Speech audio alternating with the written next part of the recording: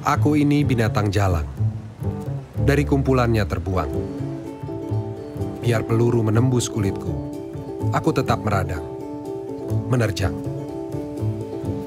Luka dan bisa kubawa berlari. Kata-kata, apa yang bisa membakarnya bagai api, membuatnya mengalir bagai air, meniupkannya bagai angin. Sastra, kenapa dan apa yang menjadikannya penting? Apa perannya dalam membentuk kita menjadi Indonesia? Mari kita kenali salah satu sosok terpenting dalam dunia sastra Indonesia.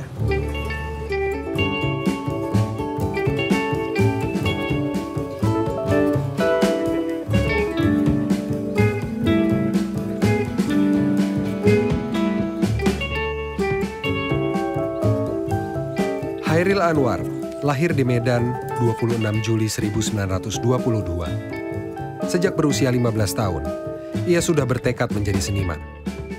Meski pendidikannya hanya sampai kelas 2 mulung, Chairil membaca berbagai literatur dalam bahasa Inggris, Belanda, dan Jerman. Chairil Anwar ini adalah salah satu eksponen terpenting dari generasi penulis atau sastrawan 45 ya. Chairil memberikan kita puisi Indonesia dengan bahasa Indonesia yang sangat modern, dengan bentuk yang sangat bebas, karena pada masa itu perpuisian Indonesia didominasi oleh langgam puisi Pujangga Baru yang sangat mementingkan permainan rima atau mengadopsi bentuk-bentuk syair dan pantun Melayu. Tahun 1943, Chairil Anwar datang ke Jakarta. Ia memperkenalkan puisinya pada H.B. Yasin yang bekerja di penerbitan Pujangga Baru. Yasin mengagumi karyanya, namun penerbit menolak mempublikasikannya. Saya kira pada masa itu, katakanlah masa pendudukan Jepang tahun 43 itu kan puisi Chairil memang tidak atau belum diterima oleh kalangan seniman atau penyair pada masa itu karena bentuknya yang sangat individualistis. Tetapi masa revolusi 45 atau setelah kemerdekaan itu kan suasana berubah ya. Saat orang untuk mencetuskan ekspresi pikiran dan lain-lain itu menjadi sangat terbuka.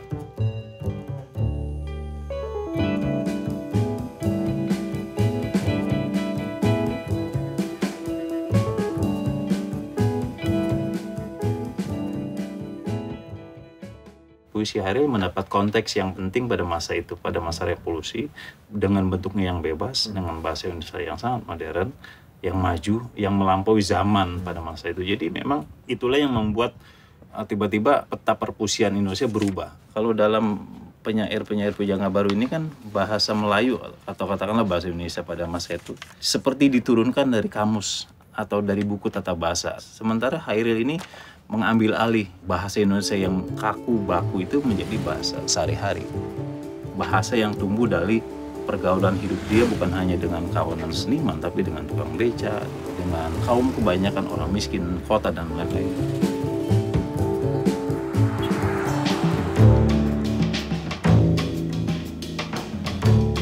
Bagi Chairil Anwar, kemerdekaan juga berarti kemerdekaan kata-kata.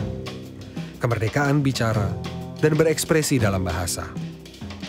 Di saat banyak seniman lain bergabung dan menikmati fasilitas di Keimin Bunkashidosho atau pusat kebudayaan di masa pendudukan Jepang, Chairil tidak ikut serta karena menolak untuk menyuarakan propaganda pro-Jepang. Ayo Bung Karno, kasih tangan. Mari kita bikin janji. Puisi-puisi Chairil Anwar tumbuh bebas. Bicaramu dipanggang di atas apimu, digarami lautmu. Chairil itu istimewa karena dia bukan memuja-muja Indonesia, tetapi dia sendiri sebagai sumber keindonesiaan, artinya dia sebagai orang Indonesia yang menyatakan dirinya pewaris kebudayaan dunia, tetapi mengolahnya dengan cara Indonesia. Bagaimana kita bayangkan kalau kita ini terus-menerus dihantui oleh kesusastraan atau puisi-puisi tradisional lokal kedaerahan ya, yang isinya adalah petata petiti atau batasan-batasan. Misalnya Gurindam 12. Barang siapa tiada memegang agama, sekali-kali tiada boleh dibilangkan nama. Ya, kita tahu itu batasan ya, barang siapa tidak memegang agama dia nggak boleh ikutan. Tapi Chairil melampaui itu dan mengangkat keindonesiaan yang baru yang membawakan suara-suara yang modern, yaitu apa? Dia boleh marah, dia boleh kritik, dia boleh ringkih dan semuanya dengan puisi yang bagus.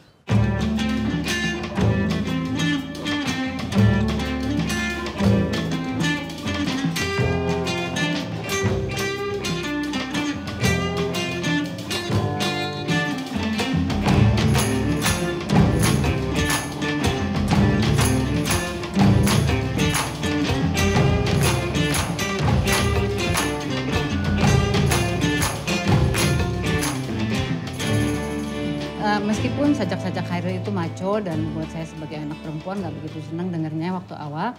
Tetapi setelah saya lihat hidupnya ya, bagian dari keras hati dan kesombongannya dia itu yang menyentuh saya adalah ketika dia memutuskan untuk ikut ibunya ke Jakarta. Bapaknya itu kawin lagi, ibunya dipoligami dan ibunya tidak bisa menerima itu, dia tidak suka, dia merasa harga dirinya dilecehkan.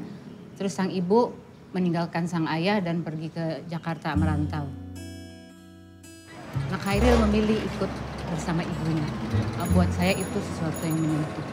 Menurut Asrul Sani, sajak Aku yang terkenal itu dibuat Chairil untuk menolak ayahnya ketika sang ayah meminta Chairil pulang meninggalkan ibunya untuk hidup yang lebih layak di Medan.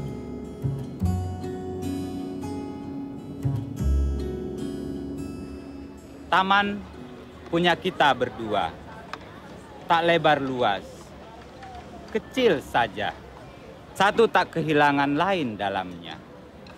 Bagi kau dan aku, cukuplah.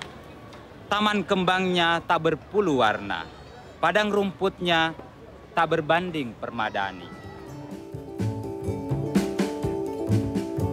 Apa sih yang mempengaruhi Aan dalam berkarya kaitannya dengan Chairil? Apakah cara berekspresinya, kata-katanya? Chairil memberi saya contoh untuk bergaul ke sastra dunia.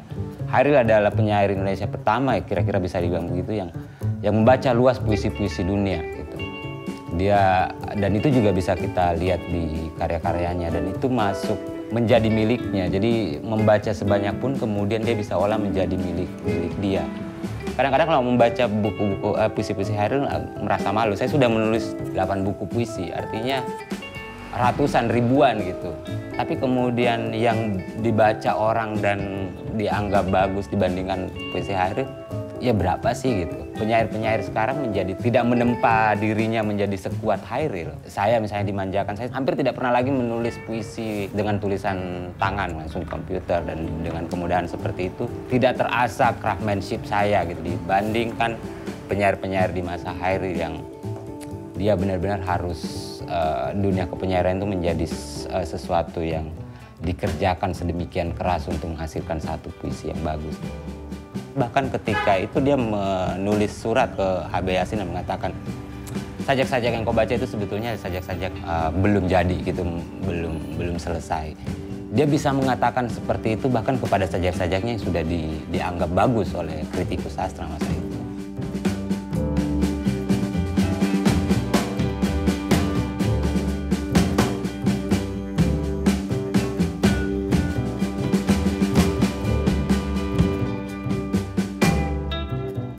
Waktu jalan, aku tidak tahu apa nasib waktu.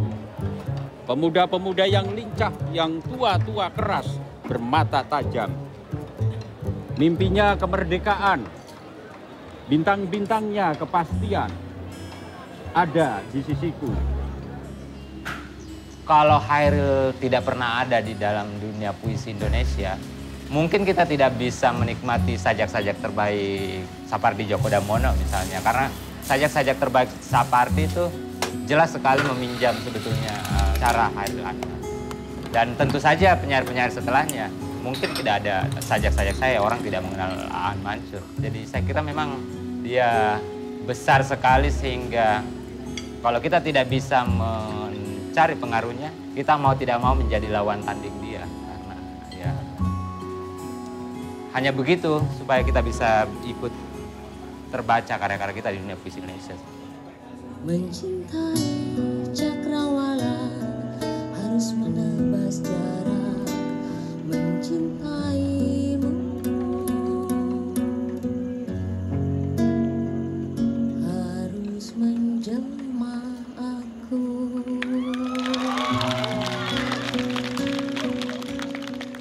Ketika kau bertanya kepadaku tentang cinta, aku melihat nasib manusia terkutuk hidup di bumi bersama jangkauan lengan mereka yang pendek dan kemauan mereka yang panjang.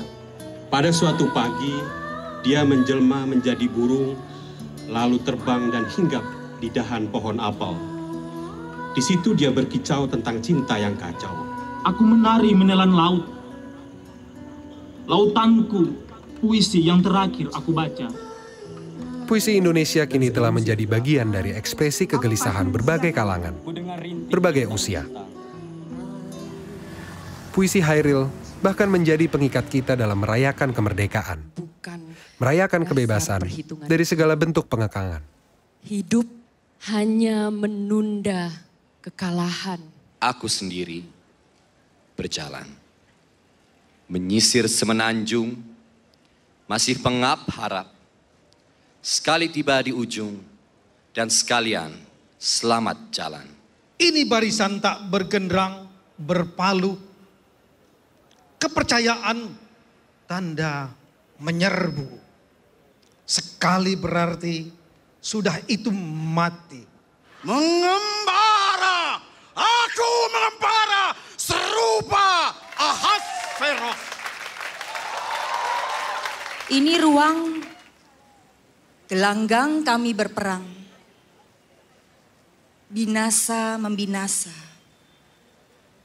Satu menista, lain gila. Aku bisa lagi lepaskan kisah baru padamu. Tapi kini hanya tangan yang bergerak lantang. Tubuhku diam dan sendiri. Tubuhku diam dan sendiri. Cerita dan peristiwa berlalu. Sekarang iseng sendiri. Perahu melancar, bulan memancar. Cemara menderai sampai jauh. Terasa hari akan jadi malam. Ada beberapa dahan di tingkap merapuh, dipukul angin yang terpendam. Aku sekarang orangnya bisa tahan. Sudah berapa waktu bukan kanak lagi. Tapi dulu memang ada suatu bahan yang bukan dasar perhitungan kini. Dalam derai-derai cemara yang ditulis di tahun kematiannya, Hairil menulis puisi bagaikan senja sore hari. Ia seperti pasrah, menerima apapun yang terjadi. Sebuah ramalan akan kematiannya sendiri.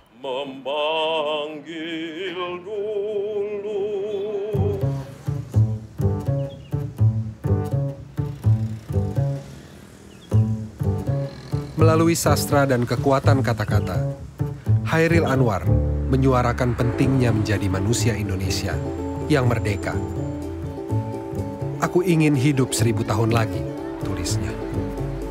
Walau ia pergi dalam usia sangat muda, kekuatan kata-katanya menggema selamanya. Hairil, sang maestro. Baru saja Anda menyaksikan Maestro Indonesia bersama saya Nikola Saputra.